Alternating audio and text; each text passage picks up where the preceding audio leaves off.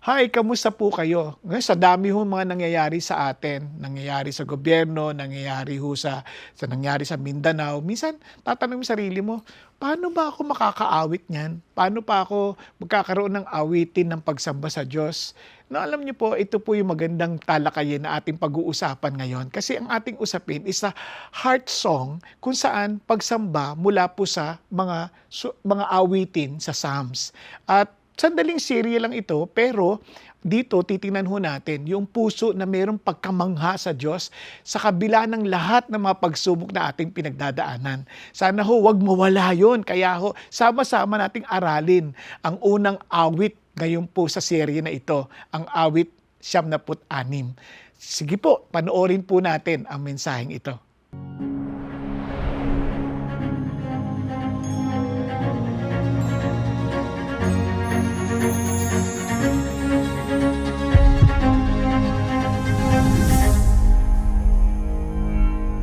Praise God po sa napakagandang araw na ito that God gathered us together in this place to worship and honor Him.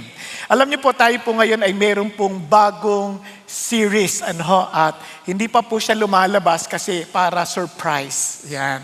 A Heart Songs, Worship in the Psalms. Alam niyo po, kapag narinig niyo po yung salitang song, kadalasan ang naisip po kagad natin ay musika, at kung saan meron pong melody, may lyrics, at may instrumento. Pero po ang isang kanta ay higit pa sa musika. Ba't ko nasabi? Kasi po, ang awit po ay nagpapahayag ng ating damdamin, ng ating pinakapuso.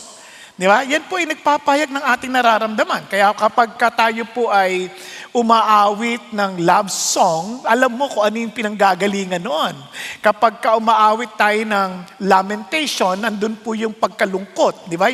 Yung meron po, pag umaawit tayo ng tagumpay, obviously, meron pong dala ng kasiyahan. Kaya po, ang heart song po na worship sa Psalms ay napakahalaga sapagkat sa Panginoon, for some reason, He will always instruct His people to sing. Ngayon, tanong bakit? Kasi unang-una sa lahat, ang pag-awit ay ini-engage po ang buong pagkatao ho natin. Kasi kung mapapansin po ninyo, lagi sa Bible, sing to the Lord. Come on, sing to the Lord a new song. May mga ganun pong utos ang Panginoon Diyos. Kasi po, hindi lang po niya ini-inform yung ating pong mind kasi nai-engage po yung isip, damdamin, yung ating kagustuhan, at maging ang ating katawan. Napansin niyo ba pag kumakanta, minsan napapaindak din ho tayo. Kasi ang gusto ho ng Diyos, yung hinahanap niya yung devoted heart, yung todo ho ang ating puso sa Kanya. Kasi sa totoo lang, mayroon po kasing pagdudugtong, yung pong ating karanasan sa Diyos sa awitin. Halimbawa, God is faithful. And great is thy faithfulness. Ano napansin ninyo? Both are saying the same thing, but pero magkaiba yung impact. Bakit? God is faithfulness, ini-inform tayo that God is faithful. But great is thy faithfulness, it expresses the very personal experience we have with God. That indeed, He is faithful to us. Di ba? Hindi lamang po parang katang-isip lamang. At hindi lang yon. Yung pong awit, tinutulungan tayo manatili yung katotohanan sa ating puso. Kaya nga sabi ng Panginoon, kaya kay Moses, di ba, isulat mo yung awitin para to remind them of what God did. Doon po sila tumawid, doon po sa pulang dagat. Ganon din ho sa Psalm. At ganon din sabi ni Paul. Sabi ni Paul, let the word of Christ dwell in your heart, singing hymns, singing psalms, and spiritual songs. Di ba? Dala ho yun ng kapuspusan ng Espiritu Santo eh. Kung pansinin nyo, be filled with the Spirit and let speak to one another in psalms, in hymns, in songs, and melodies from the heart. Alam nyo, ang awitin po hindi madali kasi kung papansinin ninyo, yung pag-awit minsan sa kalalagayan ng marami nating pinagdadaanan, ang hirap pong umawit. Parang mas madaling matulog, Di ba? Hindi sa totoo lang. Kasi yung awit na yan, talaga parang laking hamon yan sa atin. Parang it reminds us, teka muna, yung awit na to, ito ay nagpapahayag po ng katotohanan ng manatili sa ating puso. At hindi lang yun, it unites God's people. Kasi may iba't ibang panahon, iba't ibang pero minsan, kahit iba-iba edad natin, iba-ibang background natin, iba-ibang occupation natin, minsan pinag-iisa tayo ng isang tugtugin, no? Parang pinag-iisa yung ating mga puso.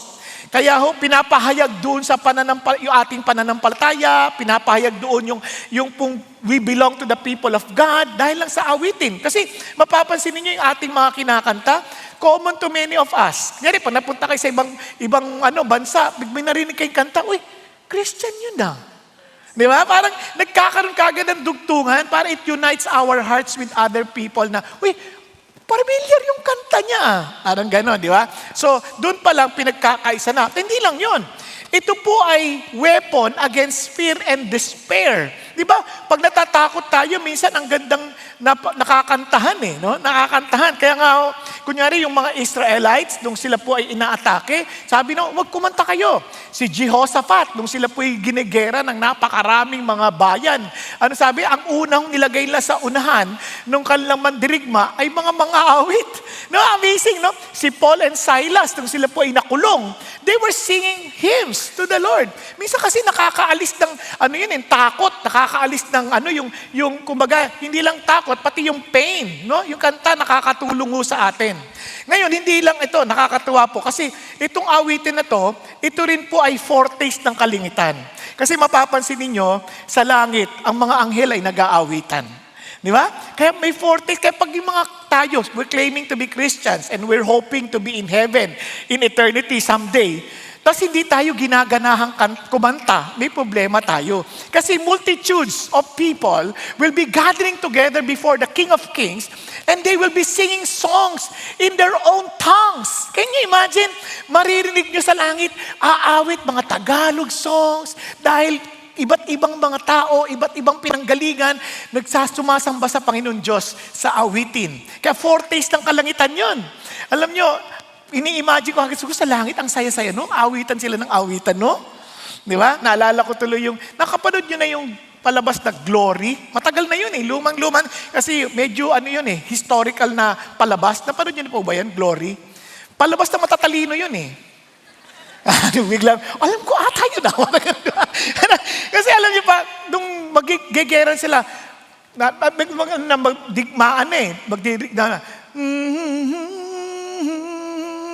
oh Lord, oh my Lord, Lord, Lord, Lord. Narinig niyo na yun? Kakakanta ko lang Hindi siya familiar kasi talaga, tagal na talaga yun Kasi sabi ko nga sa inyo, bihirang nanonood ng mga ganun. Now, ito po, in singing din po is an overflow of our awe of God. Alam nyo, ito isang bagay na natutunan ko sa Panginoon Diyos. God commands, look at the word, singing, because worship is not merely about knowing the truth. It is about delighting in truth. Kung meron isang bagay tungkol sa Diyos, ayaw niyang alam mo lang yung katotohanan. Gusto niya, ikinasisiya natin yung katotohanan. Ang tanong ng malaki sa atin ngayon, are we really rejoicing and delighting in truth? No? Yung masaya ba talaga tayo sa katotohanan? Katotohanan tungkol sa Diyos, katotohanan tungkol sa mga bagay-bagay sa buhay.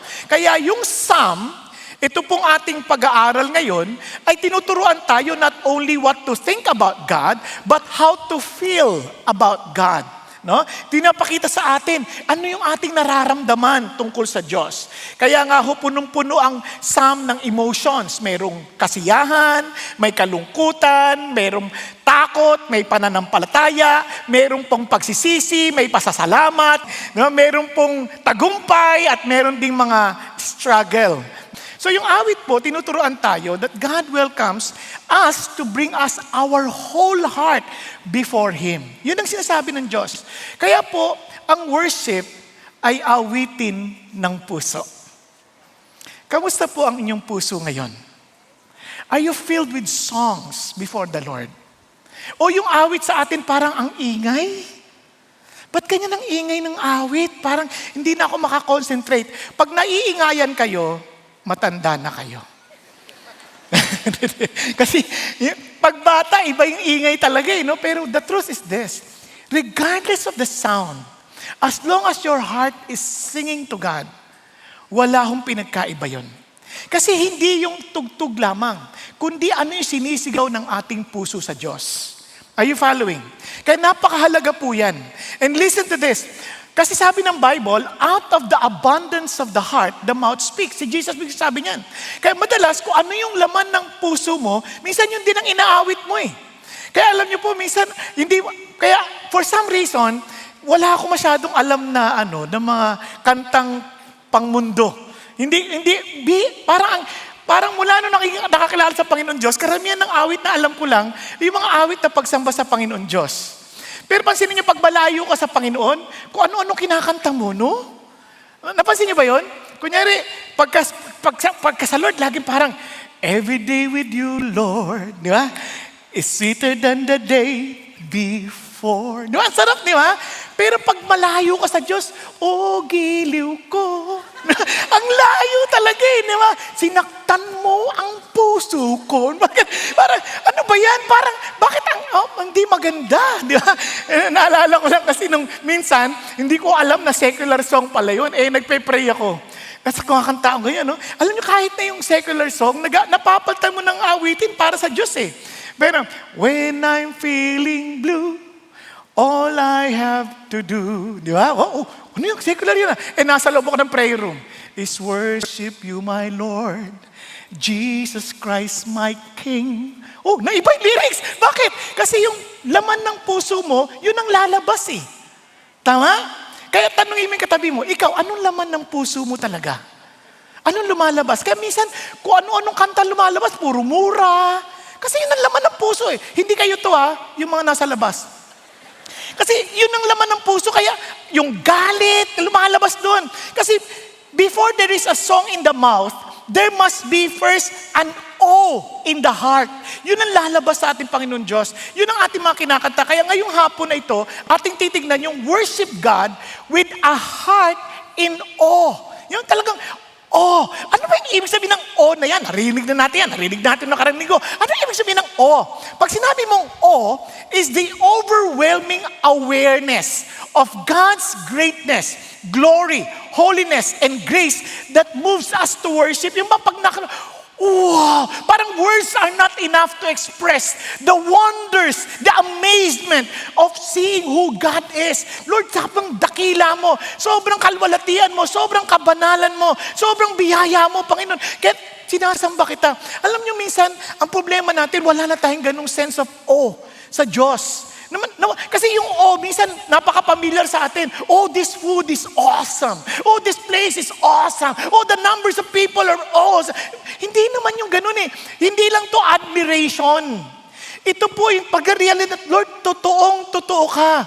Kaya tinanin nyo when Isaiah, for example, nung makita niya yung kadakilaan ng Diyos, si Isaiah, nakita niya yung holiness ng Diyos, and the angels of the Lord were saying, holy, holy, holy. Ano sinabi niya?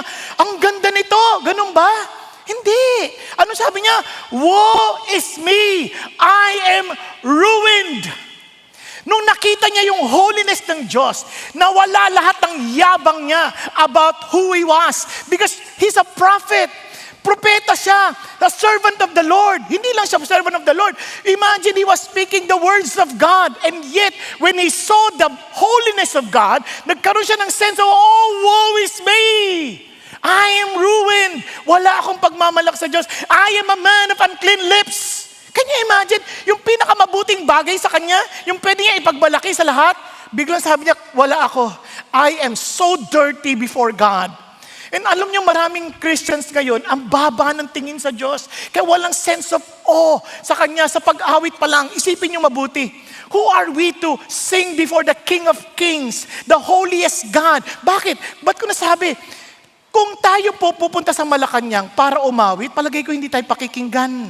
For sure, they will hire someone who is so skillful and talagang so good in singing para umawit sa Malacanang. Tama ba? And yet, God is inviting us, come and sing to the Lord. Parang sino ako para yayain ng Diyos? Di ba? Kung sa sa ordinaryong tao, hindi ako gustong pakinggan eh. And yet, the King of Kings wants me to sing before Him. Nasusundan po? Alam niyo bakit ano nakikita niya? Because there is a relationship. Pag may relationship, minsan kahit ano pang tinig mo, hindi mahalaga yon. Nakakita na kayo ng mga bata na parang wala naman sa tono kung umawit. Pero tuwan-tuwa tayo, ang cute ng boses niya. Parang ipis. Diba? Kahit ano pang tunog niyan, kasi yung bata yun, parang there is a connection between you and the child. Pero kung hindi mo anak yun, hindi mo kamag-anak, ano ba yan? Kung makakanta, ba't pinakakanta yan? Ba't kanino mo anak yan? Di ba?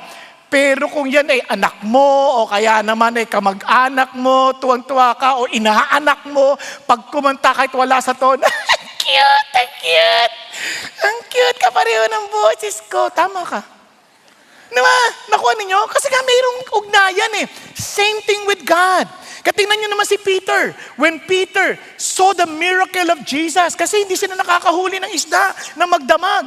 And yet Jesus told them, ilagay mo sa kabilang bahagi ng bangka, doon mo itapon. Anong pinagkaiba nun sa kanan, sa kaliwa? Parehong bangka lang yun. Itapa mo dyan. Nang sabi ko, Lord, magdamag na kami ng isda. Basta itapa mo dyan. Ilagay mo dyan yung lambat mo. Nakahuli ng marami. Hindi sabi, bakit dahil ka nahuli? Hindi ganun ang kanyang nasabi. When he saw, and there is a sense of awe before Jesus, ano sinabi niya? Depart from me, for I am a sinful man, O Lord. Lord, layo kayo, makasalanan po ako. Bakit ganun ang kanyang nakikita? Si John, imagine, nung nagsusulat si John, the disciple whom Jesus loved. And yet, when he saw the resurrected Jesus, the glorified Jesus, ano nangyari? Nako, nahimatay. When I saw him, I fell at his feet as though dead. Alam niyo, yun isang bagay na hindi naintindihan ng maraming tao. We don't understand the awe of God. Kasi akala natin parang napaka-ordinaryo ng Diyos. He ain't ordinary God. He is more than extraordinary. Tandaan ho natin to. Ito yung awe. Awe is not merely admiration. Awe is reverence mixed with wonder. As in, awe is humility mixed with amazement. Awe is the response of finite people encountering the infinite God. Alam niyo, naalala ko, kahit sa pag-aawitan ho natin, minsan wala na yung sense ng ganung awe. Kaya ho yung ating pagsamba, walang nangyayari minsan sa atin. Naalala ko one time, nandun ho kami sa MMRC. Nag-awitan po, first time ko narinig yung everlasting God. A friend of God. I am a friend of God. First time ko narinig, ang saya-saya nung kanta, I am a friend of God. Ganon. Pero sabi ko, tapos abang inaawit ko po, bigla ako napaiyak na hindi ko maintindihan. Hindi ko mapigilan yung sarili ko, Lord, have mercy on me. Lord, ako, kaibigan mo? Lord, totoo ba yan? Kaibigan mo ako? Samantalang ang daming tao, parang wala silang pakialam kung kaibigan ka o hindi. And yet, you are the powerful God, Almighty God, the God who is so powerful, who created the heavens and the earth. My friend? Naintindihan niyo po? Hello? Kaya, bakit walang sense of awe sa iba? Kasi nga hindi nila naintindihan what it means to be a friend of God. Nakuha ninyo? Alam niyo, pag naranasan niyo kayo po ay ipagtabuyan ng tao. Pag naranasan niyo na parang wala kang kwentang tao. And yet, here is the God who is so powerful. Bigla kang habang tinabuhay ka ng marami, kinuha ka niya at dinampot ka at niyakap ka niya. I am your friend. Then you will understand that sense of awe and say, God, thank you. Thank you. Thank you for loving me. Thank you for accepting me. Thank you for embracing me. Alam niyo, yung isang bagay na hindi maunawaan ng maraming tao. So I'm telling you this, God took us from that miry, as in muddy places, and yet, niyakap tayo, nilinis tayo. Naalala ko tuloy sabi nung tuturo sa amin noon sa seksang seminar, sabi niya, God is everywhere. Bigla may nagtanong sa akin, and in his joke, sabi niya ganun, biruin mo may nagtanong, if God is everywhere, nandun din ba siya sa Poso Negro? Tama ba ako? Poso Negro ba yun o Poso Negra? Lalaki yun, kasi negro yun eh. Poso Negro, sabi gano'n. Sabi niya, Poso Negro, sabi niya. Tapos tawanan sila, oo nga, kung ako si God, sa palagay mo, pupunta ako doon? Biglang tahimik, tawanan. Tapos ako, napaisip ako ng malalim, sabi ko, Panginoon, salamat po. Kasi kayo yung Diyos ko na pag nalaglag ako, nandun ka din. Kukunin mo ako. Naintindihan niyo po? Hindi yung parang, marumi yan, ayoko niyan. Kasi nakita ko yun kay Jesus Christ eh. Pumarito siya. Nandun siya yung kanyang comfort of heaven, iniwan niya. Para ano? Para iligtas tayo na nasa putikan, nasa maruming kalalagayan. And willing for His robe to be stained and even to be removed. To be naked before the public. Para ano? Para iligtas tayo at tayo ang madamitan ng kanyang balabal. Naunawaan? Kaya ang layo ho. Doon pa lang, wow, Lord, what else can I say? Kaya nga sabi ni A.W. Tozer, what comes into our minds when we think about God is the most important thing about us. The reason why there is no awe in our relationship with God, kaya ang liit ng tingin natin sa Diyos.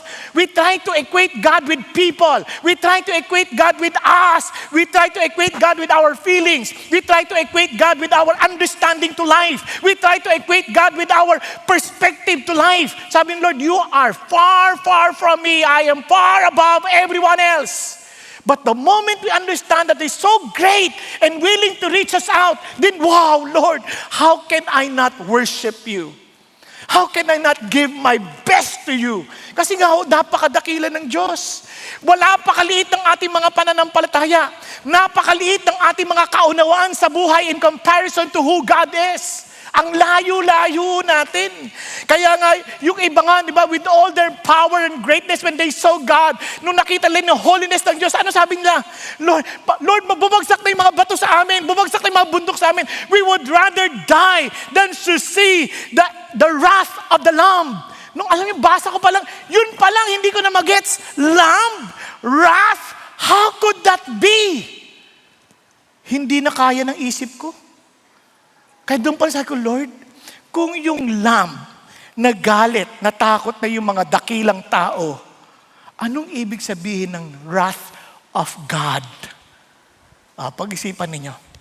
Kaya marami tayong hindi naintindihan. Kaya minsan ang babantingin natin sa Diyos. You see, the psalmist wants us to see God, to see His greatness, to see His glory, to see His majesty, to see His reign, to see His coming kingdom. Yun ang gusto niya maintindihan natin. Kaya may tatlong bagay na maintindihan natin about awe. The moment we have that sense of awe of God, tatlong bagay. One, we announce His glory. Then we worship through surrender. Then we expect His coming. There's some form of excitement of His coming. Paano ibig sabihin nun? Let's start with this announcement of His glory. Bakit? Tingnan niyo, sabi ng Lord, sing to the Lord a new song. Grabe. Just for us to sing a new song every time we encounter God, it only means that you are parang meron ka nadidiscovering bago about God. And because He's infinite, walang katapusan ang yung discovery about the Lord. Naunawan? Kaya lagi kang may kanta sa Diyos eh. Kaya lagi kang merong naaalala kung sino si God. Di ba? Kaya marami, parang wala nang bagong awitin sa Diyos. Malalaman niya sa kwento. Yan, tingnan niyo, mga testimony. Alam mo, nung kilala ko, nung natanggap ko si Jesus, 10 years ago, grabe! Kamusta na ngayon? Mga 10 years ago, grabe yung in love na ilang mga Lord. Kamusta na ngayon? 10 years ago? Bakit balik ka sa 10 years ago? Ngayon! That was 10 years ago. Ang lungkot, no? Wala nang bagong experience. Wala nang bagong Kaya nga, worship is our proper response to who God is and to what He has done and what He is continually doing. It's a continuous walk and relationship with God. Kaya sing to the Lord a new song. At hindi lang yun, napansin niyo ba? Sing to the Lord, all the earth, niyayaya niya lahat. Come on guys, just sing with me. Napakadakila ng Diyos ko. Once you're excited, once you saw something great and wonderful, hindi mo mapipigilan. Yun lang makakain tayo sa masarap na restaurant. Ano ang experience nyo? Ipamamalita, grabe, ang sarap doon, no? Ang sarap ng kanilang pagkain doon. Yung paborito kong isaw. Isaw lang eh. Iba yung isaw doon, may laman loob. Diba? Kakaiba. Parang ay sobrang excited din, di ba? Nakatikim ko, grabe ang sarap ng luto nila doon. Kakaiba yung pagkakapirito ng itlog. Itlog lang eh. Pero iba, pinirito at nilaga muna. No, anong klaseng itlog kaya yun? No, parang ikaw naiintriga ka din eh. Parang gusto mo rin agad puntahan.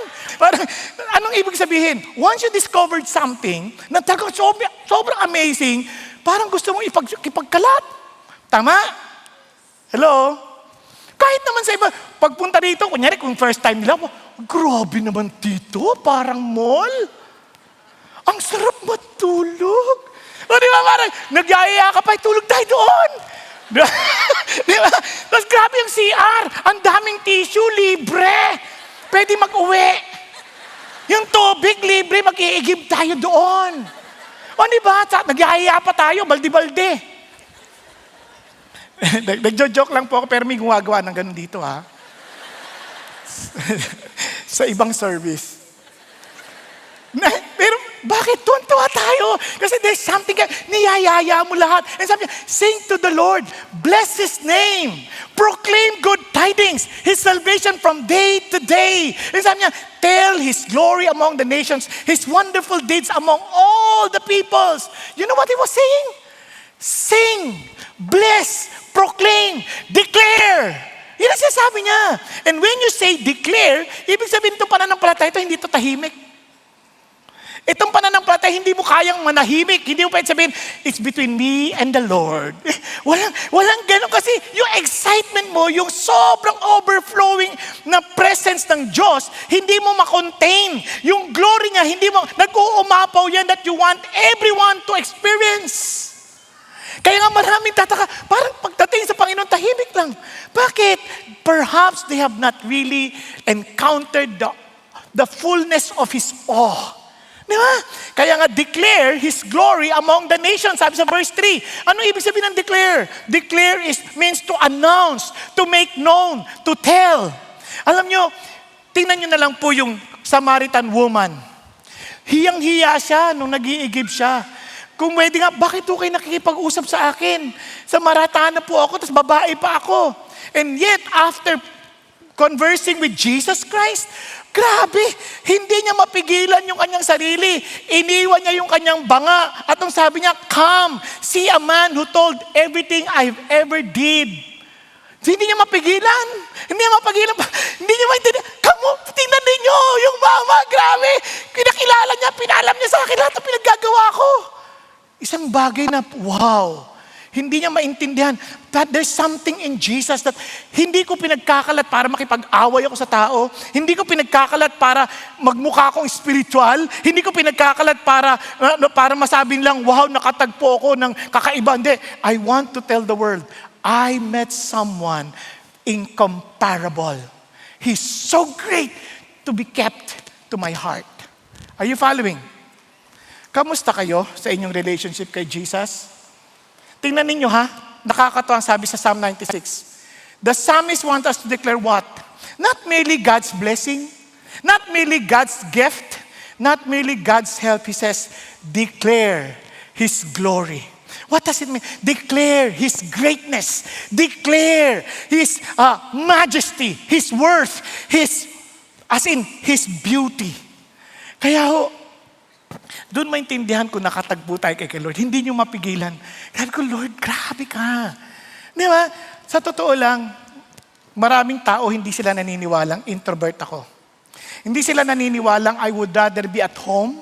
Hindi sila naniniwala na hindi ako mahilig makipag-usap sa tao. I would rather be in my private room. And in fact, nung kinulong nila ako, na akala nila for 6 months na walang kausap, akala nila mamamatay ako. Kasi they thought I was an extrovert. Hindi nila alam, that was my glorious day. Yung mag-isa ako. Yung wala akong nakikitang tao. Kaya nung nag-lockdown, saya-saya ko. Pero alam nyo ho, the only reason why I keep on speaking, because of the glory of God. Hindi mo mapigilan kasi bakit? I want everyone to know the God I'm serving, the God who saved me, the God who loved me.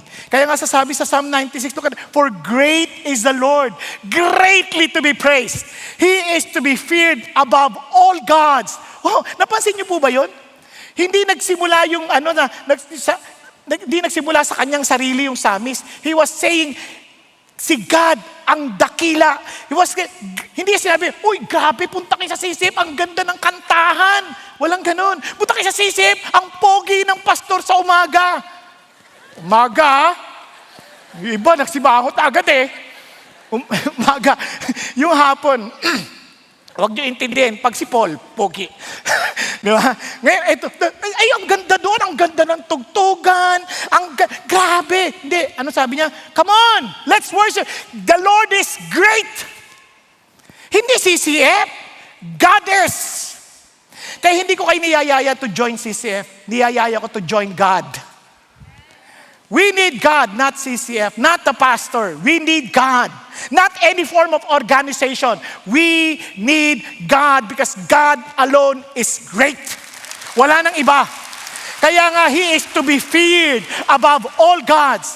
Di ba? Kaya importante yun. Kasi yan ang malaking hamon sa atin. In the world, in the culture that we live in, lagi sinasabi, look at yourself. As in, believe in yourself. Promote yourself. Build your brand. Build your platform. Pero ang Panginoon Diyos iba. When the person who see and encountered God, ano sinasabi niya? Look at God. Behold your God. See His glory. See His greatness. Walang kinalaman yung pansarili. You see, lalaki ang ating mga takot. Lalaki ang ating mga idols. Pero kapag lumaki ang Diyos sa ating paningin, I'm telling you, everything else find its proper place. Because there is only one true God, every other God is an idol. Wala naman kaming idol, wala naman kaming statue na sinasamba, hindi naman kami lumulukod kahit saan. Hindi, na-misinterpret mo ako. An idol is anything that takes the place that belongs to God. Sa sandaling nakaroon kayo ng pakiramdam that anything we look for ultimate meaning, ultimate security, and ultimate satisfaction, idol yan. Naalala ko kanina, may nabasa ako, nagulat ako, mga babae, iniwan nila ang kanilang karera, iniwan nila ang kanilang future para sumama lang sa lalaki na para sa bandang huli, iiwan din sila. Ibibigay nila ang lahat para lang iwanan silang maging isang nanay na walang asawa. Di ba nakakaawa? Iniwan nila yung kanilang pangarap, iniwan nila lahat. Yun ay Diyos-Diyosan. No, kahit anong bagay that we spend our time with, our energy, na hindi Diyos, nako, those are idols. Kahit minsan ang ating mga ideology, minsan kahit yung mga ideas, ngayon, pati yung mga politiko, nagiging Diyos-Diyosan sa atin. Handa tayo makipag-away sa kamag-anak, handa tayo makipag-away sa kapatiran, alang-alang sa pangalan ng politikong ating sinusubaybayan. Ano na itulong na sa atin? Wala. Pag wala kang kakainin, hindi ka lang matutulungan. Nakalimutan natin ng Diyos. Kaya naalala ko, kahit sa mga eleksyon, umaasa tayo may pagbabago sa bansa, pero ang inaasahan natin, tao. Yung iba, kailangan dumikit tayo dito kasi pag nanalo ito, at least dikit tayo. Ano ka ba? Dumikit ka sa Diyos, manalo matalo, Diyos panalo palagi. Huwag ka didikit. Huwag yung tao. Kahit palpak na yung tao, didikitan mo lang dahil may pag-asang manalo. Excuse me. Our future is not in the hand of man. Our future is in the hand of God. Nakuha ninyo? Nagpalit na tayo. Anong hindi nagbago? Tayo mga Pilipino. Tayo pa rin yung umiihi. Pag naiihi na, nakakita ng puno, iihi na kagad. Tatapon ng basura kahit saan. Hindi tayo nagbago. Palit tayo ng leaders, wala doon. Mali yung ating pagtingin sa Diyos, kaya hindi tayo nababago. Wala tayong sense of awe of the greatness of God. Kaya hindi nang palang transformation. Maka-Diyos ng Pinoy, pero wala tayong mga takot sa Diyos. Pagdating na sa Diyos, paano dinadaya natin? Kayang-kaya natin maglukuhan. Kayang-kaya natin magdayaan. Kayang-kaya natin, sa ngalan ng Panginoon. Pati mga bata, Nagpe-pray pa, Lord, tulungan mo ako sa exam. Pero titingin sa katabi, answered prayer. Ano ba yun? Di ba? You see, money can be an idol to us. Success can be an idol to us. Reputation can be an idol to us. Comfort can be an idol to us. In fact, even ministry can be an idol to us. Because the only thing important and the only person that He deserved to be honored and glorified is God Himself. Katama isang sabi ng pastor a human heart is an idol factory. Kasi we continually take good things and make them ultimate things. Yung bagay na maganda, bilang ginagawa nating ultimate. Ang dali nating mahulog sa ganoon. Yes, may mga mabubuting taong leader, praise God for them. Pero hindi silang ultimate. Kaya nga yung mga generations ngayon, they sacrifice their time, their energy, their relationship, health, and even our integrity in pursuit of what? With something that cannot save them. That's an idol. Kaya pag-isipan sa rin natin, tayo, sinong inaasahan natin sa kinabukasan? Sinong inaasahan natin para humahon sa ating kahirapan? Kaya nga, praise God. Sabi niya, only the Lord, for great is the Lord. For all the gods of the people are idols, but the Lord made the heavens. Splendor and majesty are before Him. Strength and beauty are in His sanctuary. What does it mean? In contrast, sabi niya, everything else is idols. Anong ibig sabihin? Everything else is temporary. Everything else is dependent. Everything else will eventually pass away. Only God is eternal. Only God is self-sufficient. Only God remains forever. Walang iba. Not our organization, not any form of groups, only God. Mawala man ng CCF, tuloy kay God. And I pray that this movement will continue, that God will use this movement. Pero throughout the history, karamihan ng movement nagfe-fail. Only God remains. Are you following? Kaya tuloy tayo. But we pray that God will give us His favor, that we will continue, that even pag wala na kami, tuloy pa rin ang movement. Amen po? Pero isa lang ang tiyak ako. Si Jesus lang. Walang iba. Yun ang ating hawakan. Kaya tandaan nyo ito sabi ni A.W. Tozer, we were created to worship. Worship is the normal employment of moral beings. Sa totoo lang, ang problema hindi yung tao hindi sumasamba. Hindi yun. Ang problema, yung tao sumasamba sa maling bagay. Maling bagay. Kaya minsan pinaglalaban natin isang bagay na hindi natin naiintindihan. Kaya nga, tandaan natin to, whatever we worship, ultimately shapes us. The things we admire, the things we imitate, the things we treasure, the things we pursue, the things we worship, we become like them. Tingnan nyo, mga tao ngayon, mukhang pera. Walang inisip, pera. Tuloy, yung pati pera, ayaw na sa atin, nagtatakbo. Tingnan nyo yung pera. Dati, buti pa yung pera, may tao. Yung tao, walang pera. Ngayon, pati yung pera, wala ng tao, puro hayop na. Sabi niya, mga hayop kayo. Puro kayo makasarili. Hindi kayo yung may hawak ng pera. Alam niyo kung bakit? Pag-isipan niyo mabuti. Bibigyan ko ng sample. When we discuss about stealing, tingnan niyo, may mga pumupunta rito hindi para magsumamba sa Diyos, kundi para magnakaw. Kaya papantayin niyo yung gamit ninyo. Naintindihan?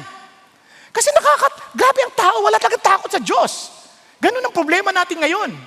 Naku Kaya nga, tingnan niyo pa, ang hirap niyo na mag-worship. Dati gusto yung mag-concentrate sa Lord, di ba?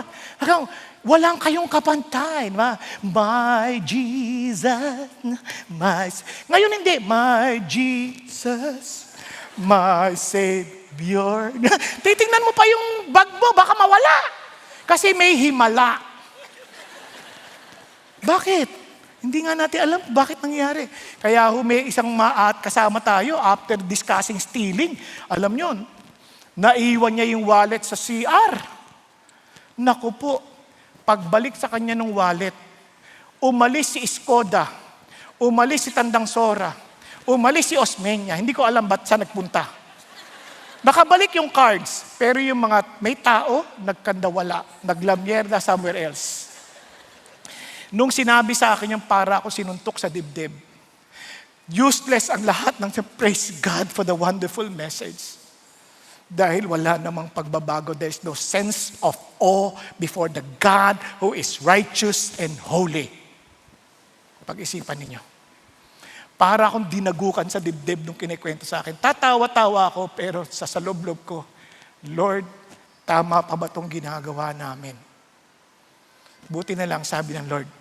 Alam mo, kaya na-depress si Jeremiah? Kasi he was speaking and the people of Israel, they were not listening. And the reason why, he was depressed. But don't forget this. I allowed that to happen so that when I bring my judgment, they have no excuse because I have sent my prophets several times. Kaya kabahan ho tayo. Mag-pray tayo ng mabuti. Hindi ho kasi biro ito eh. Kapag wala tayong galang at sense of awe sa Diyos, nakakatakot. Kaya you better ask these questions. Ano ba talaga yung Diyos ko? What occupies your thoughts when you are alone? Pag nag-iisa ka, anong tumatakbo sa utak natin? Di ba? Pag-isipan nyo.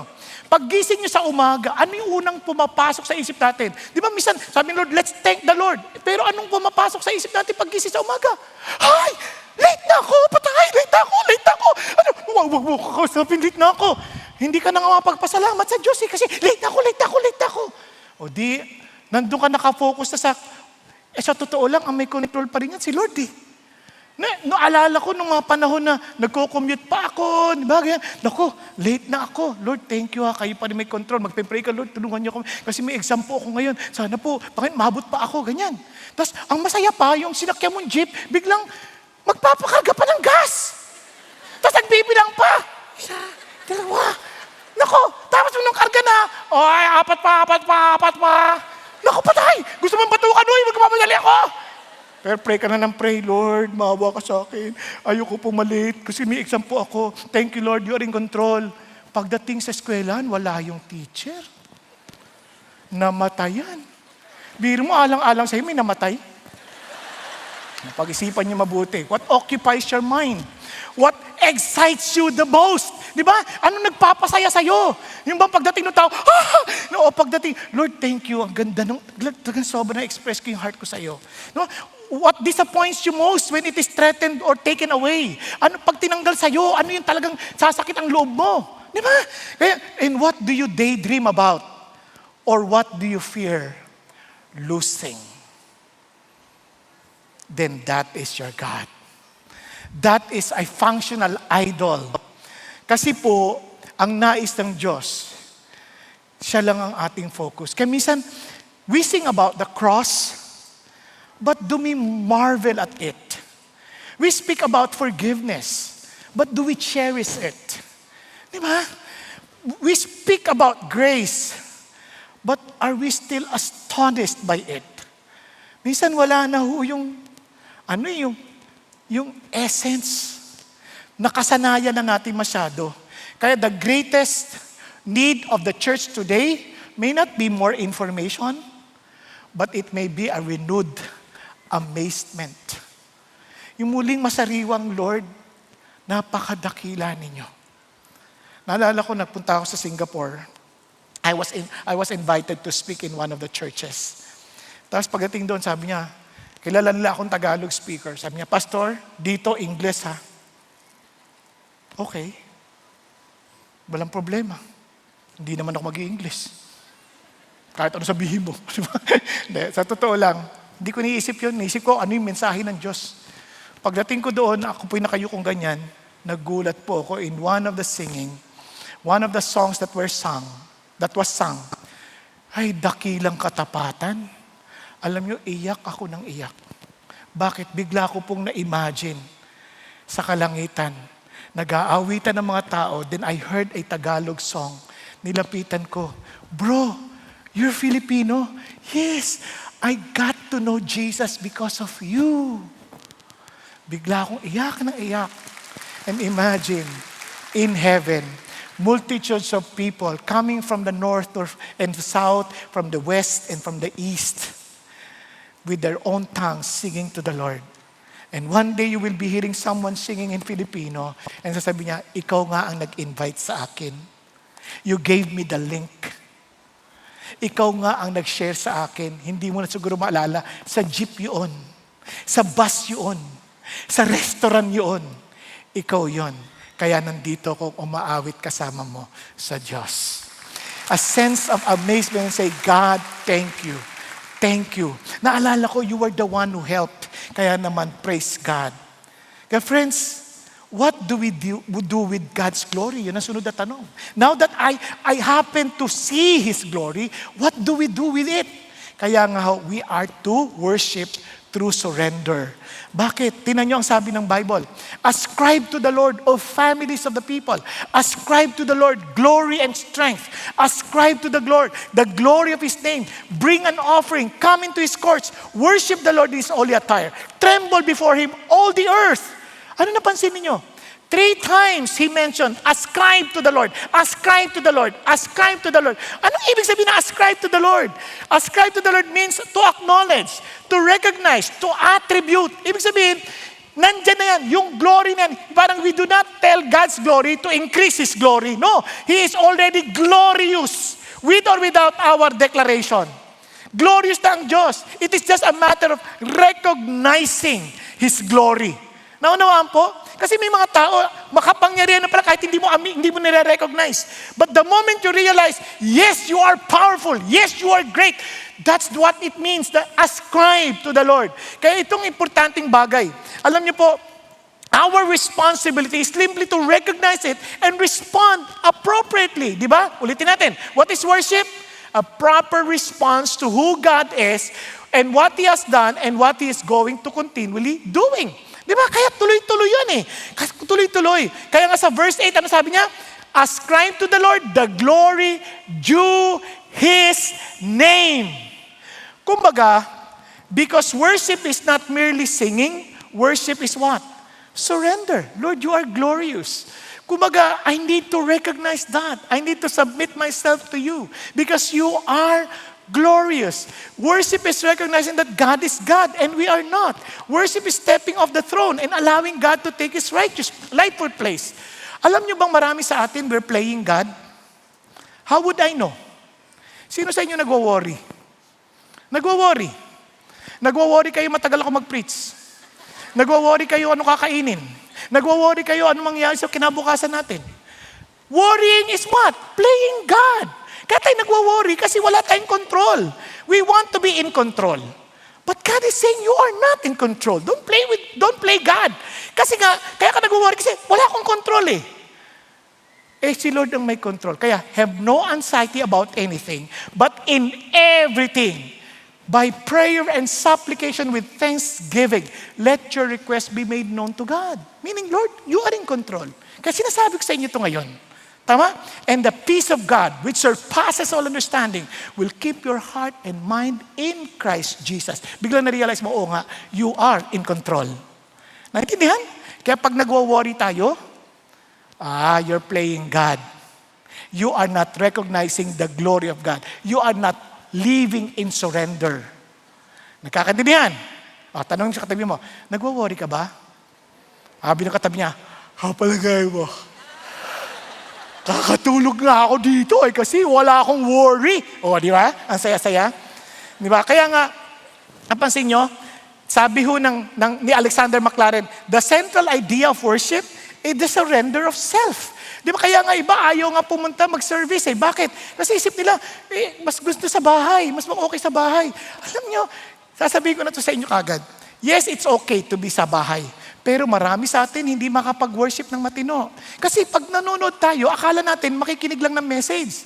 Yung singing to the Lord, utos niya yun eh. Sing to the Lord. A new song. Sing to the Lord all the earth. Utos niya yun. Kantahan mo si God para yung puso mo lumabas. Tama? Ngayon, pag nasa bahay ka, palagay ko hindi ka naman tatayo doon para kumanta sa Panginoon Diyos para mag-worship eh. Ano kadalasan? Habang naghihiwa kang ganyan. Ano sabi niya? Naku, patay mo nga muna yan. Di ba? Tapos babalikan mo, malayo na. Di ba? Sino nakaranas ng ganyan sa inyo? Huwag na kayo magkunwari. Naranasan ko din. Nung minsan nagluluto ako, wala akong naintindihan. Kaya pinagalitan ako ng Lord. Sabi, ano ka ba? Are you really worshiping me? Or just listening to the message? Oo nga, no? Lord, sorry. Kaya pag nag-go-online ako, nagbibihis din ako. Nagbibihis ako dahil sumasamba ako sa Panginoon as if nandito ako. Kung sakaling hindi ako makakarating, kung kailangan ko mag-online. Pero hanggat kaya ko, nandito ako. Nagkakaintindihan? Hello? Para ang lungkot na iba sa inyo. Diba? Kaya nga ang central idea, isurrender mo sa Diyos. Hindi ito tungkol sa atin. You see, friends, listen to this. Worship is not proven by the volume of our singing. Worship is proven by the posture of our hearts. Anyone can sing, anyone can raise their hands, anyone can attend service, but surrender is different. Surrender what? Cost us something. It costs us humility, trust, and it requires obedience. Nagkakaintindihan? Kaya nga ho, yung pag-worship mo, pumunta ka doon kasi Lord, I'll obey you. Ano ba? Why do we gather together? Ask yourself. Not only just to have a corporate singing. Ano sabi na? Sabi ng Bible, do not neglect meeting together as is the habit of some. But, ano sabi niya? Encourage one another as the day of the Lord is drawing near. Pag-isipan ninyo, who was the last person you encouraged nung pumunta kayo rito? Ay, wala po, nahiya po ako eh. Ito na lang, yung katabi mo, marahil na-encourage sa'yo. Kasi pinanonood kanya kanina pang mag-worship eh. Tuwang-tuwa sa'yo, you're so at peace. Ang hingbing mong matulog? Iba ka. O marahil, bless na sa'yo kasi para ang saya-saya mo pag nagtumatawak, talagang bigay ito. Yung iba kasi pigil-pigil. Para bagang kahihiyan pag tumawa. And alam po ninyo, yung presence mo may perhaps an encouragement to your children. Nung nakita niyang binitawan mo yung telepono mo dahil natutok siyang mag-scroll ng Facebook habang nakikinig. Mag-scroll ng tumunog yung telepono mo, Shopee. Pero hindi mo pinansin dahil inuna mo si God. Sabi ng anak mo, kaya palang daddy ko, masaya lagi. Anak ko ha? Hello? O kaya naman, kaya palang init ng ulo ng daddy ko. Hindi nakikinig. Laging nakatingin sa Facebook. Ask yourself. Hindi dito yun ha, sa ibang service. Hindi dito. Kaya yun ang tinatanong ko. We are encouragement. Kaya anong sabi ng Lord? Tingnan nyo ha, bring an offering and come into His courts. You notice, worship always involves giving. Anong giving? Giving of your best. Giving of yourself. Kaya nga, because hindi kasi kailangan ng Diyos anything from us. But because worship understands that everything already belongs to Him. Are you following? Kanya naman lahat eh. Tingnan si David. Si David, everything comes from you and we have given you only what comes from your hand. Even when we give, Lord, we acknowledge that this belongs to you. Yun ang worship. Naintindihan? Kaya kung inaakala natin, nagbigay tayo ng ating tithes, nag-worship tayo sa Lord, sa totoo lang, galing din sa Kanya yan. Kaya nga, it's an acknowledgement. Listen to this. Your family belongs to God. My family belongs to God. My resources belongs to God. My talents belongs to God. My opportunities belongs to God. My ministry belongs to God. My future belongs to God. Everything comes from Him. Everything belongs to Him. Therefore, I give my everything to Him. And that is worship. Hindi yan para sa aking sariling pakinabangan. But of course, as I give my best, somehow the Lord also blesses me. Hallelujah. Amen po? Kasi nga, Kanya naman lahat yan eh. Wala tayong ipagmamalaki. Wala tayong aangkinin na pang sarili. Kaya nga sabi sa Westminster Catechism, ano sabi niya? What is the chief end of man? To glorify God and enjoy Him forever. Notice the order, glorify, not glorify self, not glorify achievement, not glorify success, but glorify God. Naunawaan po. Kaya listen, stop trying to be the center. God is the center. Sa bahay, ingat tayo. Minsan akala natin tayo ang sentro ng mundo. Hindi. Si God. Si God. Kaya minsan nagagalit tayo pag di tayo napansin. Nagagalit tayo pag hindi tayo na-recognize. Nagagalit tayo pag hindi tayo nabigyan ng panahon. Guys, we're not the center. Jesus is. Naunawaan po? Kapag di tayo pinansin, tanongin mo sarili, ba't ako nagagalit? Hindi naman ako sentro, si Lord naman. Di ba? Minsan inaalaw ng Diyos yun para makita natin kung sino talaga sentro sa buhay. Minsan, lalo na mga tatay, tukso sa atin yan. Feeling natin tayo sentro ng mundo. Parang everybody must be focused on us. Panonood tayong TV, pakiabot ang remote, pakitabot ang pagkain, ang kape, pakiabot ang pagkain. Laging ganoon. Alam nyo, itong amazing pag nagmamahal tayo sa Diyos, naiisip natin ibang tao. Tingnan ninyo. Pagdating sa bahay, mga lalaki, pag nakita nyo yung asawa nyo, ano una nyo tinatanong? Kinakamusta nyo ba siya? Oh, sweetheart, kamusta ka? Kamusta maghapon mo? Pero anong una natin tinatanong? Anong niluto mo? Anong pagkain? Naghanda ka na ba? Bakit hindi mo sinasamahan dito? Ba't ako lang mag-isa? Na nagagalit ka na dahil feeling mo, wala lahat sila. Sino bang nasa sentro? Babae, ganun din. Hindi man lang ako pinansin. Maghapon ako nandito sa bahay.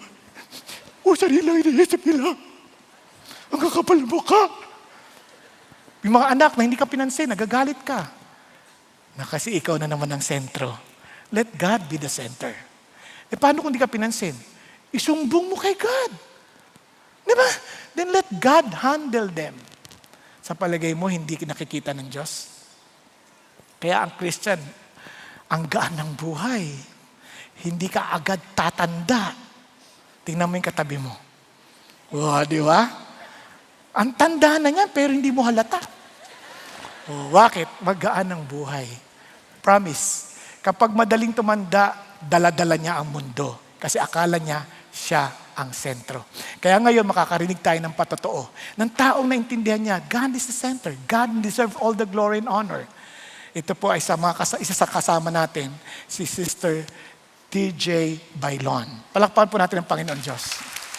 I grew up in a Christian family and was introduced to Jesus at a young age. So I tried to be the good Christian girl. I maintained a good image, avoided grievous sins, and worked hard to excel in everything. I was highly competitive and achievement-driven. I constantly sought recognition and approval. I believed that if I could just be the best, then I would be valuable. As I grew older, that desire only intensified. I filled my life with extracurricular activities, joined various competitions, student leadership, and various clubs so I could be recognized for my abilities and accomplishments. Looking back, I realized that my pursuit was never really about excellence. It was about self-glory. When I was in high school, my mother challenged me with a simple but life-changing truth that everything I do should be for the glory of God. Little did I know that God was about to bring me through a humbling process in my life. When I entered college, I was accepted into my first choice quota course at my dream university. Pride began growing in my heart. I thought highly of myself because I was the only student from our school who got accepted into that university. But God, in His love, began humbling me. I found myself surrounded by people far more capable than I was. And eventually, I failed several subjects and was kicked out of my college course, forcing me to shift to another. At the time, it felt devastating. But it was during that painful season that God used my brother to introduce me to J-Zone, the youth ministry of CCF, now called Elevate. Through a discipleship group, he surrounded me with people who helped me navigate disappointments, remind me my worth was found in Christ alone, keep me accountable, call me out when I needed to be corrected, and help me discern my motives if they were truly for God's glory. After college, I entered the hospitality industry with big ambitions of joining the top hotel chain. I intentionally planned where to do my practicum in the hopes of applying in their corporate management trainee program. And I sincerely believed that I was qualified and would get the role. But God humbled me again by allowing me to fail the assessment. God's no paved the way to another work opportunity. In my first job, I pushed myself hard. I worked long hours, took on extra responsibilities, and built my identity around success and achievements once again. Eventually, I received the promotion I wanted. However, in one of my events, I encountered a professional scammer that cost the hotel millions of pesos. As a result, I was asked by HR to submit my resignation. Once again, God used a major disappointment to humble me. By God's grace, He opened an unexpected door for me to join the pre-opening team of a luxury hotel. Learning from my past failings, I decided in my heart to intentionally give God the glory in this new job and to work with all my heart unto Him. Before I started my new job, Exodus 33:15 became my anchor verse. It says, "If your presence does not go with us, do not send us up from here." My basis for my career path was no longer based on my own pursuit and desire, but God's guiding presence. He allowed me to be a blessing to my office mates and eventually started a weekly Bible study with some of them. In the years that follow, God blessed me far beyond what I could have imagined.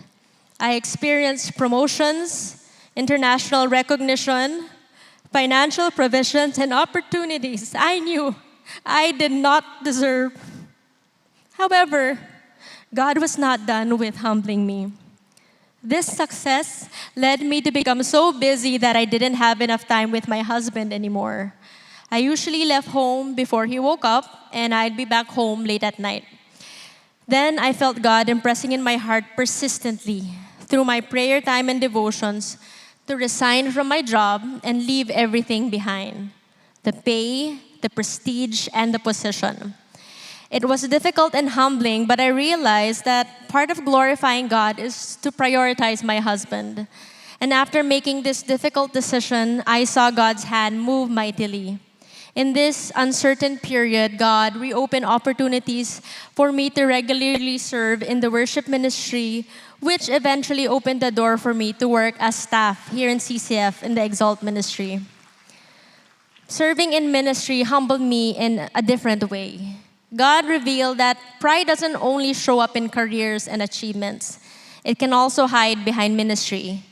I realized I could still be driven by performance, recognition, and self-reliance even while working in the church. God kept my pride in check by placing me in a role that often happened behind the scenes. Instead of being in the spotlight, He taught me the joy of supporting others, helping them grow, and celebrating what God was doing through them. He reminded me that serving Him is never about being on the platform. It is about faithfully stewarding His gifts to serve Him and His people for His glory.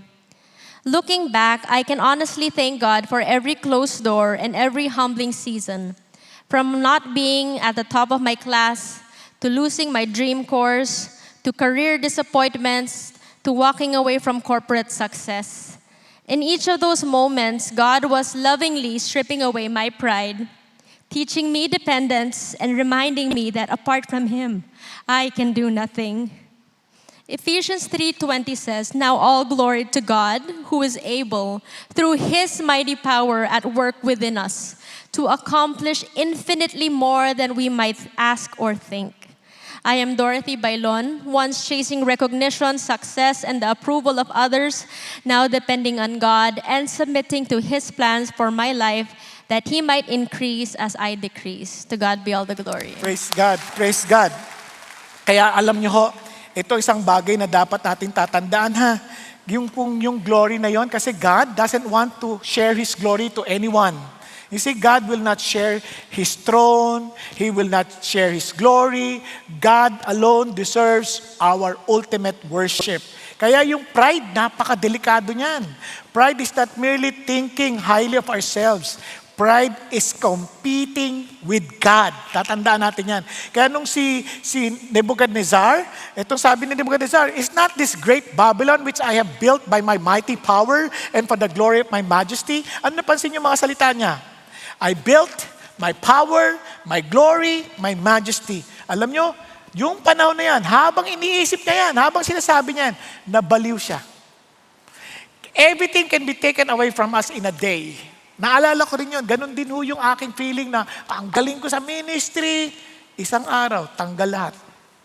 Anong galing-galing mo dyan? Wala. Hindi natin hawak ang bit. Lagay na natin sa isip natin yan.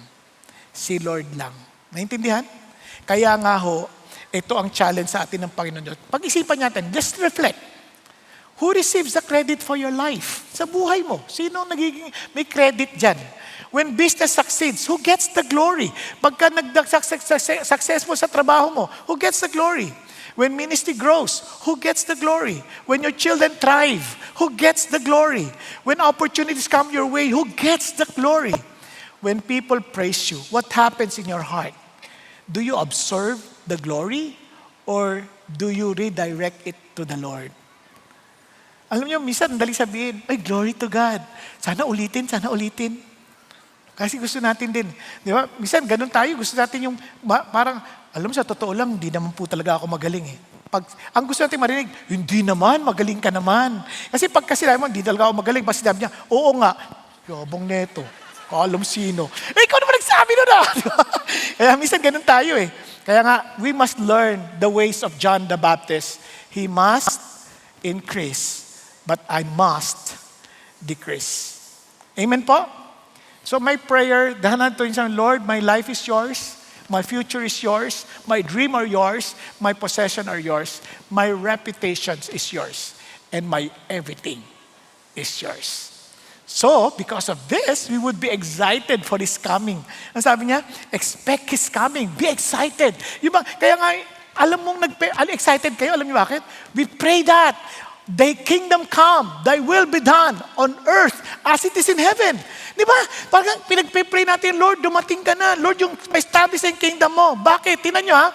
Say among the nations, the Lord reigns. Indeed, the world is firmly established. It will not be moved.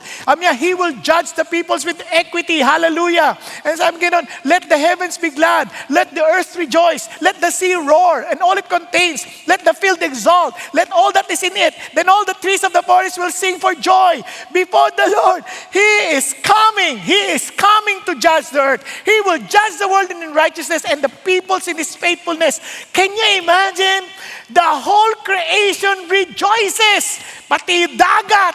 Alam nyo, minsan sila pa mas marunong magdiwang dahil they're expecting the coming of the King kaysa sa tao. Pag-isipan nyo mabuti. The heaven rejoices. The earth rejoices. The sea rejoices. The field rejoices. The tree rejoices. Kaya yung mga kala natin, yung mga kilos lang, yung pagaspas ng puno, awitin sa Diyos yun. Grabe. Kaya sabi ko, Lord, grabe. Bakit sila nagre-rejoice? Because He is coming again. He will bring everything to order. Alam niyo bakit importante yan? Hindi niyo ba napapansin? Ang gulo-gulo ng ating buhay. Yes, the world we live in is beautiful, but it is broken. Nakikita natin sa ospital yan. Nakita natin yan sa funeral. Nakikita natin yan sa mga digmaan. Nakikita natin yan sa earthquake na nangyari sa Mindanao. Nakita natin sa bawat luhang tumutula sa ating mga mata. This should not be the world that God created. This is the world broken by man because of their sin. Kaya naman sabi ni Paul, I consider that the suffering of this present time are not worthy to be compared with the glory that is to be revealed to us. Pag dumating na yung Diyos, dumating na siya ulit. Sabi niya, for the anxious longing of the creation waits eagerly for the revealing of the sons of God. Can you imagine? Even the whole creation, they're excited for the coming. For the creation was subjected to futility, not willingly. Nasisira ang nilikha ng Diyos. Hindi sa kagustuhan nila. Bakit? But because of Him who subjected it in hope. Pero, at the creation will also be set free from its slavery to corruption into the freedom of the glory of the children of God. Hallelujah. Because of the coming of the King, even the creation will be freed. Will be freed from destruction. For we know that the whole creation, look at the words, groans and suffer the pains of childbirth together until now. And sabi niya, but not only this, but also we ourselves, having the first fruit of the Spirit, even we ourselves groan within ourselves, waiting eagerly for our adoption as sons, the redemption of our body. Kaya ang daming sakit sa katawan, no? Napansin niyo ba yan? No? Parang, dati, naalala ko kasi mahilig po ako magmotor. Dati, magmamotor ako, hindi ako natatakot. Bakit? Kasi kahit na maduma ka, masugatan ka, gumagaling agad. Di ba? Ngayon, hindi ka pa nakakasakay. Sumasakit na yung katawan. Hindi na gumagaling. Ang tagal gumaling. Nakuha ninyo? Nakuha niyo yung difference kaya pero. Kasi talagang ganun yung pakiramdam eh. Yung iba sa inyo, di ba? Dati parang kahit anong daming trabaho, pa di ka napapagod. Nagpupuyat, okay lang. Ngayon, nakatulog ka na ng napakahaba, pati sa service tulog ka na. Ang sakit pa rin ng katawan mo paggising. Napansin niyo ba yan? Hello? Naunawaan po. Kaya praise God, alam niyo bakit? In hope, we've been saved. But hope that is seen is not hope. For who hopes for what is already seen? Sabi niya, but if we hope for what we do not see, with perseverance, we wait eagerly for it.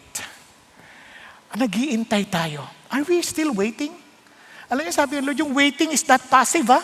Waiting is something active. Sabi niyo, those who wait for the Lord will gain what? New strength. They will mount up with wings like eagles. They will run and not get tired. They will walk and not become weary. You see, waiting means trusting God's timing. Waiting means seeking His guidance. Waiting means listening to His word. Waiting means believing that God is working even when we cannot see it. Friends, let the heavens rejoice. Let everything rejoice. Bakit? Because God is true to His promise. Dating si Lord, He will bring judgment to the people. Minsan natatakot tayo, Lord, paano ako? Baka ako rin ma-judge. If you belong to Jesus, I'm telling you this. He took all that judgment upon Himself that you will no longer be judged along with the world. Are you following? Kaya nga, while the world is trying to be acceptable before God, insulto kay Jesus yon because He worked for it already. Insulto kay Jesus kasi siya na yung namatay, nagbayad na siya, binayaran niya na yung utang natin. Kaya insulto pag sinasabi natin, babayaran ko, iniinsulto natin siya. At itong napakaganda. Sabi ng Lord, kaya huwag kayo mapaghusga sa kapwa natin. Alam niyo bakit? Kasi the moment we come to Jesus and accepted that He paid the price of our judgment, He rejoices in our progress, not in our perfection. Ano ibig sabihin doon? Ito, dito. Mamaya makikita nyo. Tayo masyado tayong nadidisip po yung sarili natin, natatakot tayo kasi nadadapa tayo palagi. Na-experience nyo ba yan? Isip natin na, galit na naman si Lord sa akin, nadapa na naman ako. Alam nyo, pasalamat talaga ako sa Diyos, binigyan ako ng apo. Hindi pa naglalakad ang apo ko, pero ini-imagine ko na siya, na naglalakad. Come to Daddy Lo! Na-imagine ko, biglang nadapa. Pag nadapa, papagalitan ko ba? Ano ka ba naman? Tinuturuan ka na nga maglakad, galit ka. Hindi ka pa marunong. Ganun ba? Hindi. Ano sinasabi natin? Kaya mo yan! Dali, nakaapat na hakbang ka na. Dali, nakaapat ka na. Nakalima ka na. Yay! 6 na. 7 na. Why? We celebrate the progress, not perfection. One day, we will be like Jesus when we come to see Him face to face. Kaya on the judgment day with Jesus in us, we will not be judged along with the world. But without Jesus in you, you will be condemned beyond hope. Kasi tinanggihan natin yung pag-asa na binigay ng Diyos sa atin. Nagkakaintindihan? Kaya let me just end by saying this. Ano ang ating yung sense na na yan? Alam nyo si John Newton, siya po ang may akda ng Amazing Grace. Near the end of his life, dating former slave trader o dating slave trader, naging na-realize na nakilala niya si Jesus at sinulat niya yung Amazing Grace. Narinig niyo na yan, di ba? Amazing Grace, how sweet the sound. Di ba? Sabi niya, wow, once I was lost, now I am found. Marami na nakalimutan niya sa kanya, wala sa kanyang memorya. When he was dying, look at what he said. My memory is nearly gone, but I remember two things. That I am a great sinner and that Christ is a great Savior. Wala na siyang ibang naalala.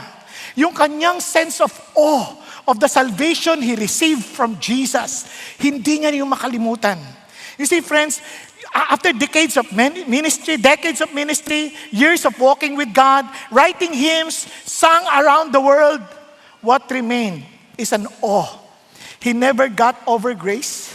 He never got over the cross. He never stopped marveling that God would save someone like him. Hindi nawala sa kanya yon. Yung kanyang pagkamangha na niligtas ako ng Diyos, ako na napakasama. Niligtas ako ng Diyos, si Kristo lamang. Yung cross hindi ho nawala sa kanyang kaisipan. Kapatid, isipin niyo lang ito. Wala ho tayong karapatang maligtas. Pero niligtas tayo ng Diyos sa pamamagitan ni Jesus Christ. Siya ho nagbayad. Kaya wala tayong ipagmamalaki. Ang kailangan lang ay lagi nating alalahanin, Lord, thank you. And because of such depth of gratitude, I will walk with and I will live a life pleasing before you. Then I can say, I've been crucified with Christ. It is no longer I who live, but Christ who lives in me. Habang pinagyayabang natin tayo magliligtas ng sarili natin, lalo tayong nagmamalaki at nagiging magagalitin sa ibang tao. Lalo tayo nagiging para mapaghusga sa kapwa. Kasi akala natin dahil mabait tayo. And God is reminding us, ito yung sense of awe. Lord, kayo lang. And thank you. Wala akong karapatan na maghusga ng kapwa. Wala akong karapatang magkondena kahit kanino. Kundi ang bawat isa ay dapat kong mahalin ayon sa paraan ninyo. Amen? Dahil sa Kanya. Dahil sa Kanya. Kaya ang Christian, mapagpakumbaba. Dahil nagpapasailalim sila sa biyaya ng ating Panginoon Diyos. Tayo pong lahat ay yumuko at pumikit sandali. Mga kapatid, kilala mo ang iyong sarili. Tanungin mo sarili mo, bakit nawala na yung pagkamangha mo sa Diyos? Yung kinakanta na alala nyo, dati-rati, laman ng isip mo ay ako, ang bukang bibig mo ay ako, ang pangalan ko. Pero ngunit ngayon, ano ang nangyari? Bakit? Bakit mo nalimot? Marahil akala mo, tanggap ka ng Diyos dahil sa iyo. Huwag mong kakalimutan na ang relasyon mo sa Diyos ay nakasalalay kay Kristo Jesus. Hindi sa attendance mo sa service, hindi sa attendance mo sa D-group, hindi sa mga ginagawa mo, kundi ano ang ginawa ni Jesus. Tapos na. Wala ka na idaragdag. Ang tanging buhay mo na lamang ay magpasalamat at mabuhay na mayroong pong papuri at pagsamba sa Kanya dahil Siya ang nagligtas sa atin. Ngunit kung hindi mo pa nararanasan yun, kahit anong gawin mo, hindi ka mamamangha sa ginawa ng Diyos at hindi ka mamamangha sa Diyos. You have to acknowledge na kailangan mo siya. Kailangan mong aminin ikay makasalanan at tanging siya lamang ang tagapagligtas. Kapatid ko, kinakausap ka ng Diyos at hindi mo talaga naintindihan kung sino si God. Magpakumbaba ka sa mo, Lord, reveal yourself to me. Malibang ibunyag mo ang iyong sarili sa akin, hindi kita makikilala. So Lord, I come before you. Lord, open my eyes that I may see. Lord, open my spiritual heart, my spiritual ears, my spiritual eyes, that I may worship you with a heart in awe of you. Lord, have mercy on me. Kapatid ko, ikaw yung kinakausap ng Diyos, be humble. Itaas mo kamay mo sa Diyos. Lord, ako po yun. Ako po yun. Yes, huwag ka maya. Yes, hallelujah. Yes, maging sa mga nanonood online, I challenge you. Yes, don't be religious. Have a real encounter with God. Mga nasa balcony, upper balcony, be humble before the Lord. Doon mo malalaman, hindi ka mapipigil, magpasalamat, sabihin, ang Diyos ay napakabuti, ang Diyos ay napakabuti. I-announce mo siya sa maraming tao. Then you will worship in through surrender. Then you will always be expectant of His coming, excited of His reality. Kapatid, kung hindi yan totoo sa'yo, be humble before God. Lord, kailangan kita. Thank you, Jesus. Thank you, Lord. For those who raised their hands, sabi mo, Lord, nagpapasako po sa inyo.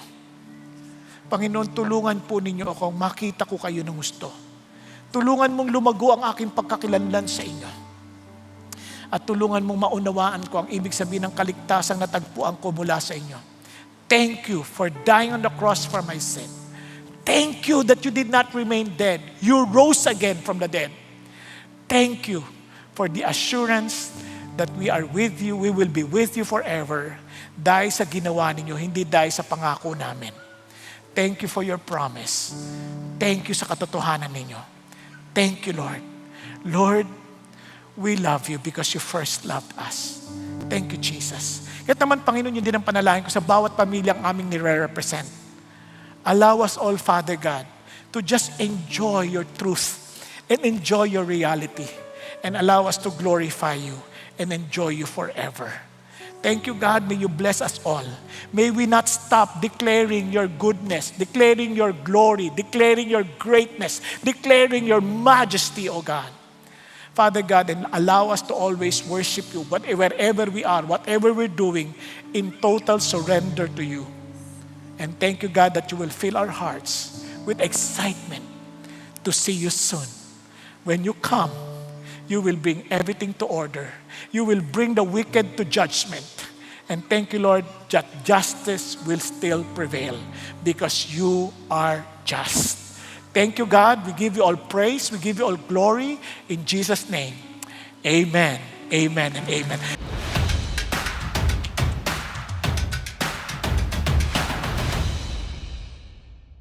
Magandang araw, CCF family. Welcome to Sunday Fast Track where you ask real-life questions and we give you biblical truths. Ako po si Jewel Malonzo mula sa GLC, ang training department ng CCF, at kasama po natin ngayon si Pastor Bong Saking upang sagutin ang inyong mga katanungan. Magandang araw po, Pastor Bong. Magandang araw din sa iyo, Jewel. Maraming salamat po sa inyong mensahe sa ating bagong series on the Book of Psalms. Handa na po ba kayong sagutin ang ating mga tanong? Sa abot ng aking mga kaya't biyaya ng Panginoon. Okay, para sa ating unang katanungan, pag may tao o bagay tayong kinagigiliwan, nagiging bukang bibig natin ito. Kung hindi natin bukang bibig ang Diyos, ano ang maaaring dahilan nito sa ating buhay? Naku, napakagandang tanong yan, Joel. Alam, sa totoo lang, maraming pwedeng dahilan.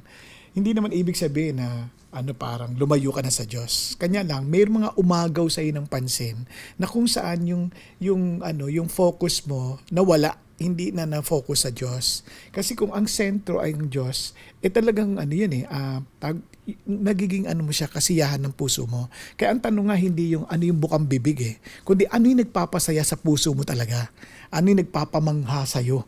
Diba? Kasi kapag namamangha ka sa Diyos, hindi ka matitigil sa pagkikwento tungkol sa kadakilaan niya. Ayun. Kaya hindi naman to tungkol sa pakiramdam, kundi tungkol sa katotohanan kung sino si God. At para naman po sa ating ikalawang tanong, paano ko madedevelop ang tamang respeto at pagkamangha sa Diyos sa mga panahong hindi ko ito nadarama or sa mga hindi magandang sitwasyon? Ayan. Katulad ng sabi ko kanina, hindi ito nakabatay sa pakiramdam. Nakabatay ito sa katotohanan kung sino si God. Kaya tama yung sabi ni A.W. Tozer, na ang pinaka-importanting bagay sa tao ay yung ano yung naiisip natin tungkol sa Diyos. Kasi kapag dakila ang Diyos sa atin, makapangyarihan, talagang naintindihan natin yung kanya, kung sino siya, parang hindi importante nararamdaman mo Yung paintindihan mo, wow, ito pala siya. And yet, ito ang kanyang pakikitungo sa akin. So, yung katotohanan, yun ang magtutulak sa atin sa tamang pakiramdam. Ayan. At para naman po sa ating huling katanungan, sa pagsisilbi sa Panginoon, minsan hindi may iwasan na ma-compliment or mabati tayo ng mga taong natutulungan natin. Paano tayo magre-respond dito sa paraan na hindi natin makukuha ang glory sa Diyos? Ayan. So, yan din ay totoong nararanasan ng maraming tao, no? Yung iba-iba kasing tugon, yung iba ina-absorb nila yung glory, no? Na like, oo, talaga magaling ako, parang ganyan. Pero siyempre sa labas hindi. Yung iba naman fake yung humility naman, na parang hindi ako yan, si Lord yan. Pero sinasabi sa loob nila, sana ulitin, yung ganyan. No? Pero yung talagang pagpasabi, una, katulad, si Paul, nag-appreciate siya So, hindi masamang tanggapin yung appreciation, just thank you, pero i-redirect mo ito sa Diyos ulit. parang wag mong kunin. It's like si John the Baptist, 'di ba? Sabi niya let him be increased and let me be decreased. No? Parang bagamat ina-acknowledge siya kung sino siya before the Lord, ina-acknowledge siya rin na hanggang dito ako, lahat ng glory sa Kanya. Ayan. So, it's an intentional na pag-redirect ng ating isip at puso na, Lord, sa iyo lahat ng kalwalatian. Ayan. Maraming salamat po, Pastor Bong, sa inyong mga kasagutan. And that's it for CCF Sunday Fast Track. God bless!